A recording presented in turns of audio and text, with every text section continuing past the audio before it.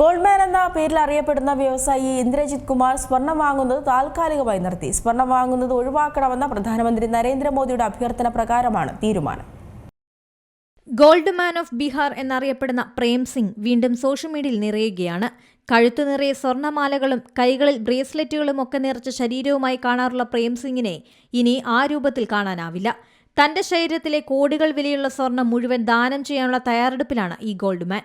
സ്വർണം വാങ്ങുന്നത് ഒഴിവാക്കണമെന്ന പ്രധാനമന്ത്രി നരേന്ദ്രമോദിയുടെ അഭ്യർത്ഥന മാനിച്ചാണ് തീരുമാനം. ബീഹാറിലെ ഭോജ്പൂർ ജില്ലക്കാരനാണ് പ്രേം സിംഗ്. ഇനി പുതിയ സ്വർണം വാങ്ങില്ലെന്ന് അദ്ദേഹം വ്യക്തമാക്കി. പ്രേം സിംഗ് ദിവസവും ധരിക്കുന്നത് 6 കിലോ 300 ഗ്രാം സ്വർണമാണ്. കഴുത്തിൽ കിടക്കുന്നത് 38 സ്വർണ്ണമാലകൾ, 3 വലിയ ബ്രേസ്ലെറ്റുകൾ, മോതിരങ്ങൾ, ഒപ്പം ഗോൾഡ് മാൻ ഓഫ് ബീഹാർ എന്നെഴുതിയ പ്രത്യേക സ്വർണ്ണ പതക്കവും അദ്ദേഹത്തിനുണ്ട്.